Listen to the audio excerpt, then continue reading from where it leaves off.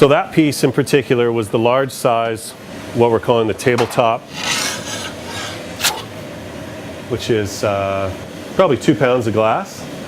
It takes me an assistant to make them, but there's been a definite change in the shape and sort of figuring out that ideal shape so that it rests on a nice angle on a table or a coffee table, and yet it has an opening big enough for a hand or a skinny little hand to get in there and arrange the plants.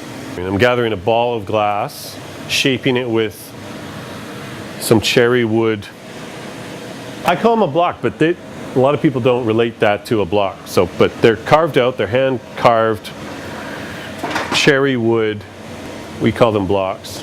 We get a general nice shape out of that, circular shape, spherical shape. I then blow in the end of the blowpipe, and a bubble shoots to the glass.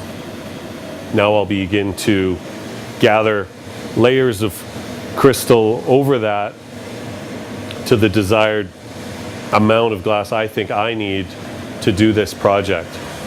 So in this case, these tabletop terrariums take me 3 gathers of glass.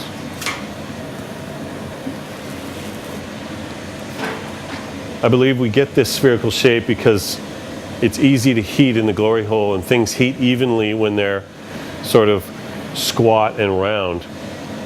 And the bubble blows straighter that way, so you end up with a straighter vessel. And even though these things are sort of asymmetrical, we're still trying to maintain some sort of even thickness around the globes. So after the 3rd layer is put on, I'll proceed to head to the glory hole,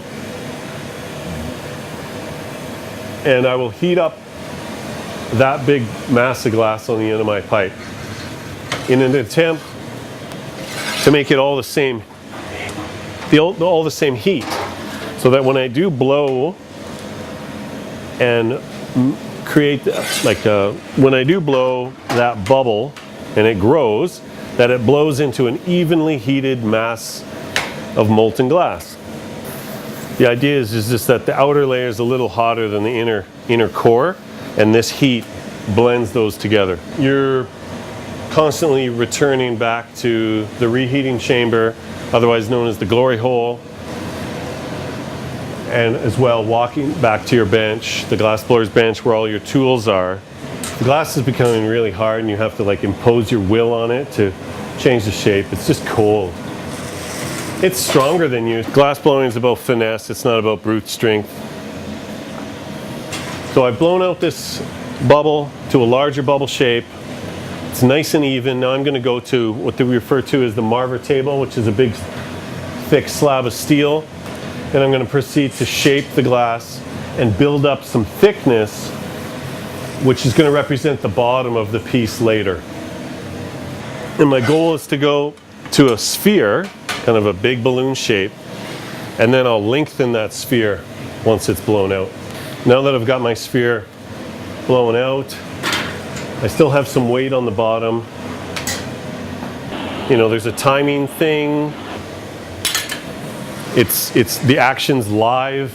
I can't just press pause, go inside, make lunch, come back, revisit it. It's a start to finish kind of process, and if your head's not in the game, it's just like any other sport, goes sideways.